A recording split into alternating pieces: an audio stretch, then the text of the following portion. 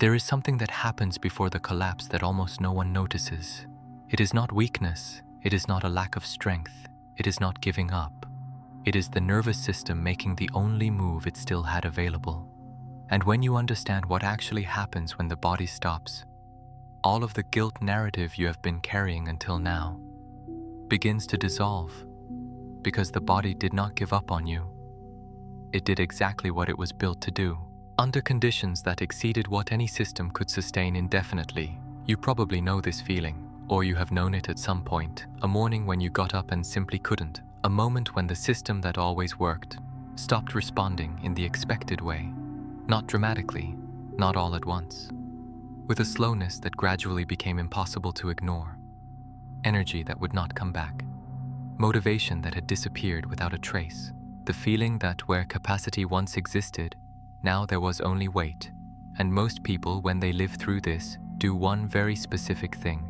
They begin to ask themselves what is wrong with them, why other people can manage and they cannot, why they are so weak, why they cannot simply function. That question is understandable, but it is completely wrong. Not because the experience is not real. It is absolutely real, but because the premise is inverted. The body did not stop because you are weak. The body stopped because a system that had been working beyond its limit for too long finally activated the only protective mechanism it had left. There is a fundamental principle in nervous system physiology. The system does not collapse by accident. It collapses by design. There is a mechanism in the human organism that exists specifically to prevent the system from continuing to destroy itself when demand has exceeded the capacity for recovery. This mechanism is not failure. It is a safeguard. It is the autonomic nervous system recognizing that continuing in the current way represented a greater risk than stopping, and making the decision that the conscious mind was not willing to make. To understand why this happens, we need to understand something about how the nervous system manages resources over time. The human organism has what can be called an adaptive reserve. This reserve represents the system's total capacity to respond to demands, absorb stress, and recover. It is not infinite. It was never designed to be. It was designed for a specific pattern. Periods of intense demand followed by adequate periods of recovery. Activation followed by rest. Effort followed by restoration. When that pattern is respected, the reserve renews. The system can keep responding. Capacity is maintained. But when recovery periods are systematically insufficient, when demand is continuous without adequate pause, when the system stays in a state of mobilization for an extended period, the reserve begins to diminish, not visibly, not in a way you easily notice, silently, gradually, imperceptibly, until it reaches a specific point. There is a concept that describes that point with precision. It is called the adaptive collapse threshold. The adaptive collapse threshold is the moment when the adaptive reserve drops below the minimum level needed to maintain normal functioning. And when that happens, the system does something that looks catastrophic from the outside, but is extraordinarily intelligent on the inside. It activates emergency conservation mode. It drastically reduces energy consumption in functions that are not essential to immediate survival. It suppresses motivation. Because motivation consumes resources, the system no longer has capacity to spend. It reduces the capacity to process complex emotions, because that processing is metabolically expensive. It diminishes the response to pleasure and reward. Because seeking pleasure requires investment, the system is rationing. It compromises cognitive clarity, because complex thought demands glucose and oxygen that are being redirected.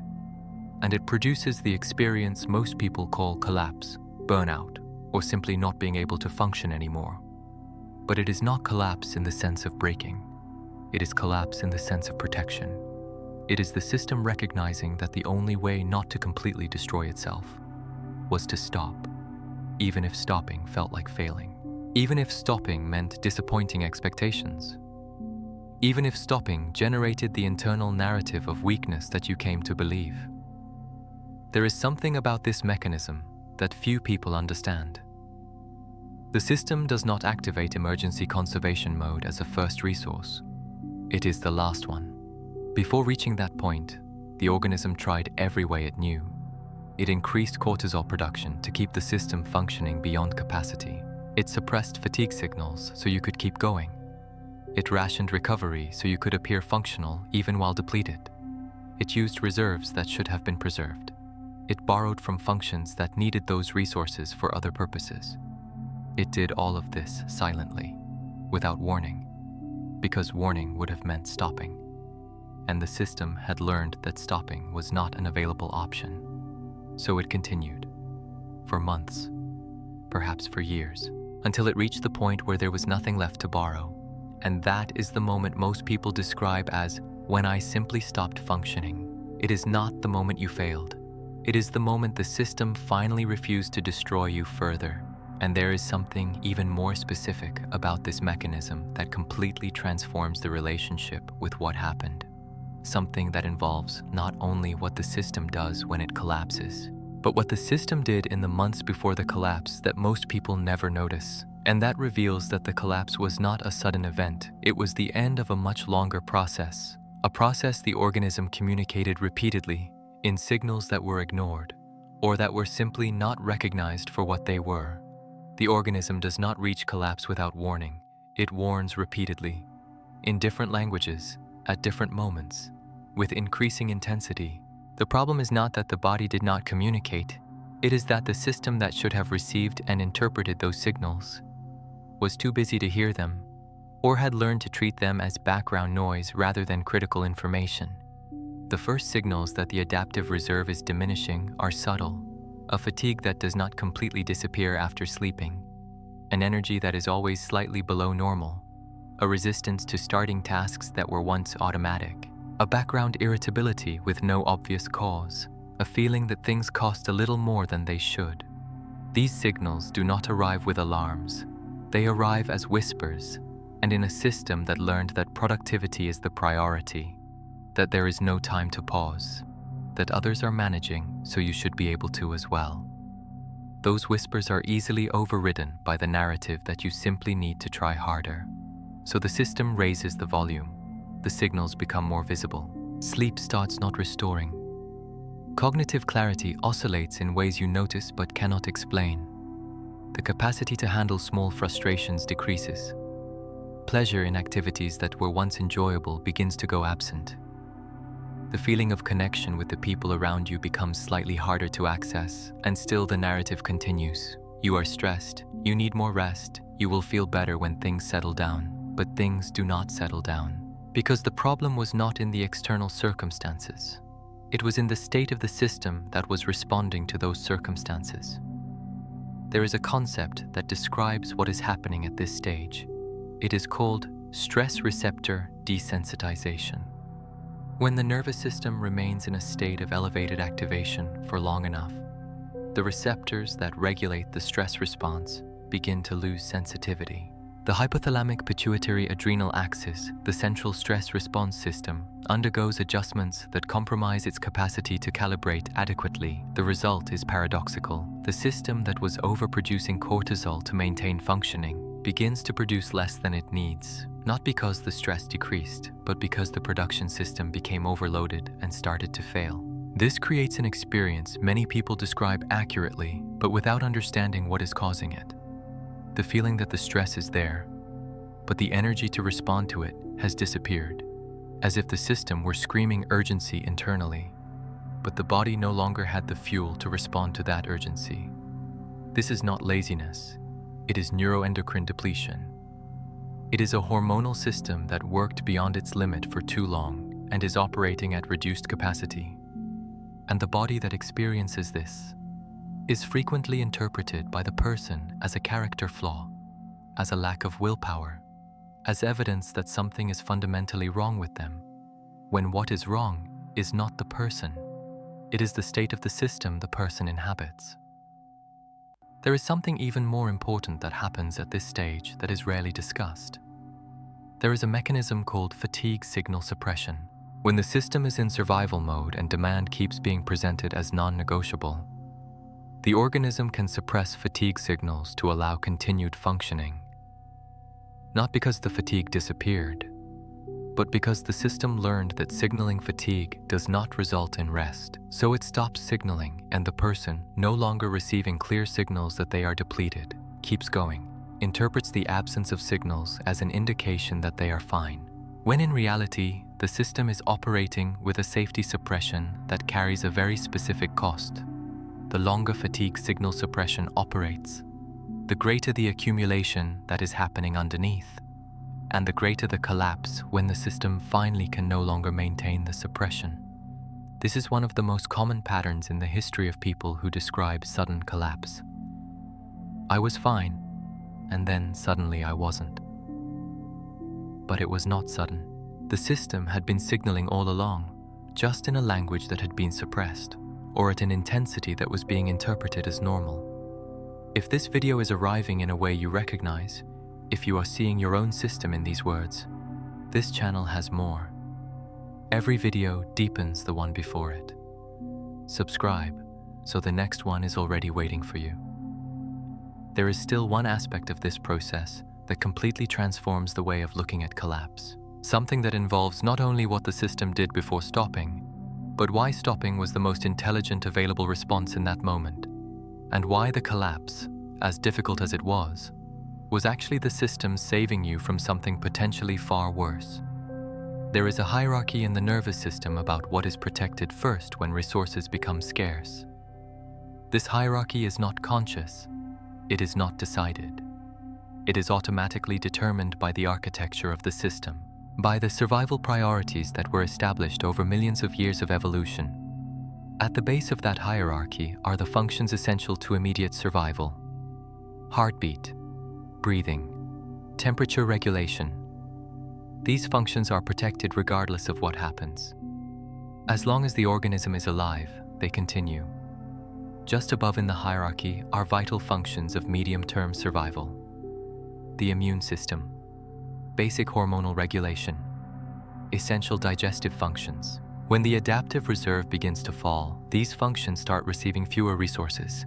The immune system becomes more vulnerable, digestion becomes irregular, hormonal cycles begin to fluctuate, and the organism begins to show symptoms that medicine frequently treats in isolation, without recognizing that they are expressions of a central system that is in emergency conservation mode. At the top of the hierarchy, the functions reduced first are processes the system considers non-essential to immediate survival: complex emotional processing, creativity, motivation for long-term goals, the capacity to feel pleasure, deep social connection, abstract thinking and planning, the feeling of meaning and purpose. These are the functions that disappear first when the system enters conservation mode. And they are exactly the functions whose absence defines what most people call depression, burnout, or simply not being who they used to be. It is not a loss of identity, it is a redistribution of resources. The system is prioritizing what it needs to prioritize in order to keep existing, and sacrificing what it considers, in that moment, less urgent. There is a concept that describes this redistribution with precision. It is called tonic neural resource allocation. The nervous system allocates its resources dynamically based on a continuous assessment of survival priorities, and when the assessment indicates scarcity, the allocation changes. Resources go where they are most urgently needed, and leave where they were most pleasurably used. This explains something many people describe but rarely manage to articulate clearly: the feeling of functioning, of being awake, of being present in the right places, but that something essential has been removed, as if a version of themselves were still there, but the part that made all of it meaningful had left without leaving an address. This is not a lack of gratitude. It is not a lack of willpower. It is not a choice. It is the system operating with the resources it has. In conservation mode, prioritizing continuing rather than flourishing. And there is something in this understanding that is profoundly liberating, because it separates who the person is from what their system is doing. The person did not disappear. The person is not broken. Their system is in protection mode. And protection mode, by definition, is temporary. It was designed to be. It was not designed as a permanent state. It was designed as an emergency response, a response that says, I need less demand and more resources now in order to be able to function fully again afterward. And when the system receives what it needs, the hierarchy reverses. The functions that were suppressed begin receiving resources again, gradually, not all at once, not linearly, but in a real way. There is another concept that deepens what is happening in the recovery process. It is called adaptive reserve reconstruction. The reserve is not restored through physical rest alone. This is a common misconception that causes many people to feel like they are failing at recovery. Because they rest, they sleep more, they reduce activity, and the reserve still does not return. The reconstruction of the adaptive reserve requires something more specific. It requires a reduction in allostatic load, not only of physical effort, of the total demand on the system. This includes unprocessed emotional demand, the cognitive demand of continuous threat monitoring, the physiological demand of maintaining a vigilant state that never fully switches off, the demand of processing the accumulation of experiences that never found space to be integrated. When those demands decrease, when the system finally has more resource input than demand output, the reserve begins to reconstitute, and with it, the functions that depended on it begin to return. Not because you did something right, because the system has what it needs to do, what it always knew how to do: recover. There is a question that emerges after everything explored so far. If the body stopped to protect me, if the collapse was the system making the only intelligent move it had available, why do I still feel like I failed? That question is important, and it deserves an honest answer. The failure narrative does not come from outside. It comes from within, from a system that learned to evaluate its own worth by its capacity to keep functioning, from a culture that equates productivity with merit, from years of feedback that taught that stopping is weakness, that asking for help is admitting incapacity, that others manage so you should be able to as well. That narrative is not the truth, but it is deeply learned, and deep learnings do not disappear with information. They shift with experience, with repeated evidence that a different perspective is possible, with enough time for the system to process what happened in a way that makes different sense from what it made before. There is a process in psychology that describes part of this shift. It is called cognitive reappraisal of the collapse event, not as a technique, as a natural process that happens when there is enough space and information for the system to revise what an experience means. When the collapse was seen as failure, what followed was shame, withdrawal, the feeling of needing to hide what happened, or of compensating with even greater effort when the energy returned. When the collapse is seen as protection, what follows is different. Not immediate relief, not instant resolution, but a different space for processing what happened. A space where the question is not, what is wrong with me, but what was my system trying to tell me that I needed to hear? That shift in question, however small it may seem, creates a completely different relationship with what happened, with what the body did, with what still needs to be tended to. There is something about recovery that is rarely stated clearly enough.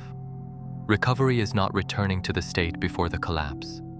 That is a misconception that causes many people to feel like they are failing at recovery for a very long time, because they are trying to return to a state that was exactly the state that led to the collapse, a state of functioning that depended on excessive demands on the system, on suppression of fatigue signals, on an adaptive reserve being depleted faster than it was being rebuilt.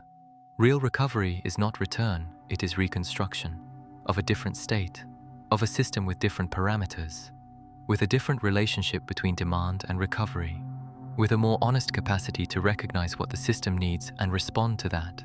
There is a concept that captures this idea with precision. It is called a new physiological baseline. After an adaptive collapse and an adequate period of recovery, the system does not simply return to what it was.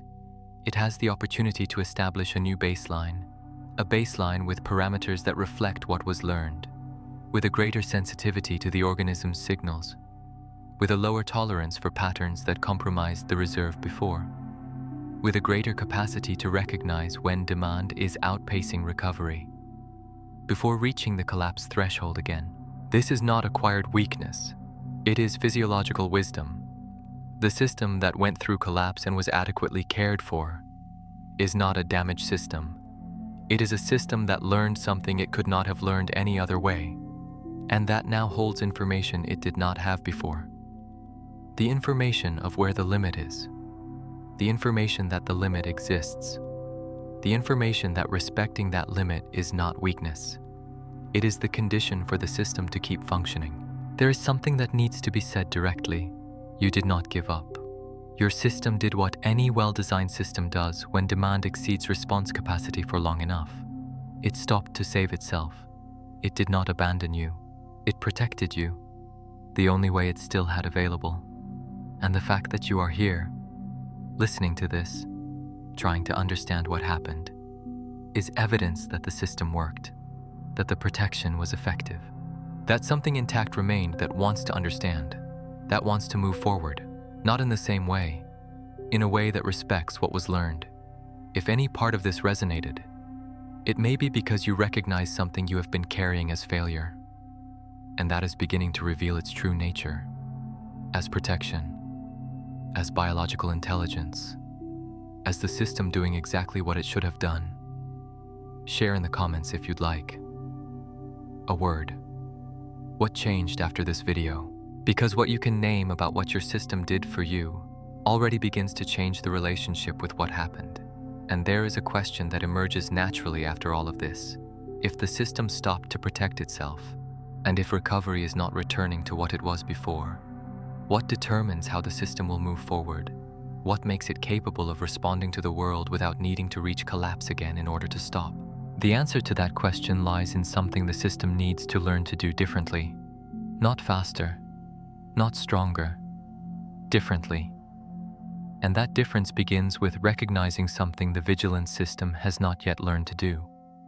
Recognizing the danger that is not out there, but that the very pattern of functioning creates continuously, from the inside out.